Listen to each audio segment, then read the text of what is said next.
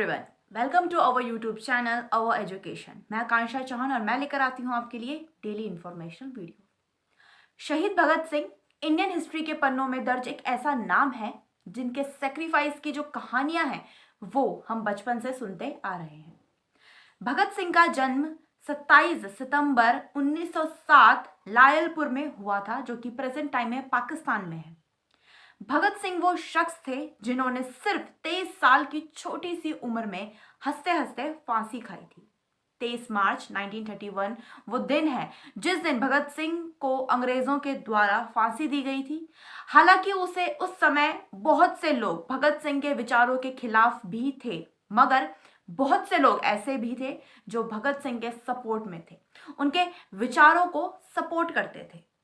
तो आज की वीडियो मेरी है कुछ उन्हीं फैक्ट्स के ऊपर जो भगत सिंह के बारे में शायद ही हमने कभी सुने हों।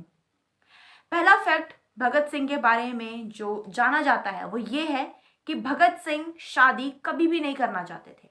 ऐसे में जब उनके माता पिता ने उनकी शादी करने की जो है कोशिश की तो वो अपना घर छोड़कर कानपुर चले गए थे। उन्होंने ये कहते हुए घर छोड़ दिया था कि अगर मेरा विवाह गुलाम भारत में हुआ तो मेरी वधू केवल और केवल मृत्यु होगी। और ये शब्द एक 23 साल के लड़के के थे जिसने अपनी पूरी जिंदगी हिंदुस्तान के नाम कर दी। अगला फैक्ट की तरफ आगे बढ़ते हैं जो शायद ही किसी को पता हो। दोस्तों, भगत सिंह ने सुखदेव के साथ मिलकर लाला लाजपत राय की मौत का बदला लेने की योजना बनाई और फिर लाहौर में पुलिस अधीक्षक जेम्स स्कॉट को मारने की पूरी साजिश रची। लेकिन पहचानने में उनको गलती हो गई, इसी कारण उन्होंने ब्रिटिश पुलिस अधिकारी जॉन सॉन्डर्स को गोली मार दी और सॉन्डर्स को गोली मारने के जुर्म में ही भगत सिंह और उनके दोस्तों को फांसी दी गई थी। बहुत से लोगों को ऐसा अभी तक लगता है कि लेजिस्लेटिव असेंबली में बॉम्ब फेंकने की वजह से भगत सिंह और जो उनके बाकी दोस्त थे उनको फांसी मिली थी, जो कि बिल्कुल ही गलत है। एक्चुअली में लेजिस्लेटिव असेंबली में बॉम्ब फेंका तो गया था लेकिन और भगत सिंह द्वारा ही फेंका गया था, लेकिन दोस्तों उससे कोई भी नुकसान लेजिस्लेटिव असेंबली में किसी भी इंसान को नहीं हुआ था। तो बेसिकली इस चीज के ऊपर ब्रिटिशर्स भगत सिंह को कुछ समय के लिए जेल में तो डाल सकते थे लेकिन उनको फांसी नहीं दे सकते थे। लेकिन ब्रिटिश ये अच्छा मौका अपने हाथ से गंवाना भी नहीं चाहती थी, इसीलिए ब्रिटिशर्स ने एक झूठा केस बनाकर यानी कि सॉन्डर्स की हत्या के आरोप में भगत सिंह को और उनके बाकी दोस्तों को फांसी दी थी। हकीकत में सॉन्डर्स की हत्या करने वाले भगत सिंह ही थे, लेकिन ये बात भगत सिंह को मारने तक भी ब्रिटिशर्स को कभी पता नहीं थी।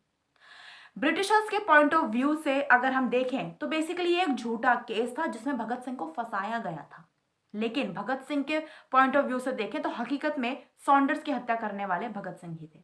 अगले फैक्ट की तरफ बढ़ते हैं तो मैं आपको बता दूं कि जेल के अंदर भी भगत सिंह का क्रांतिकारी रवैया कायम रहा।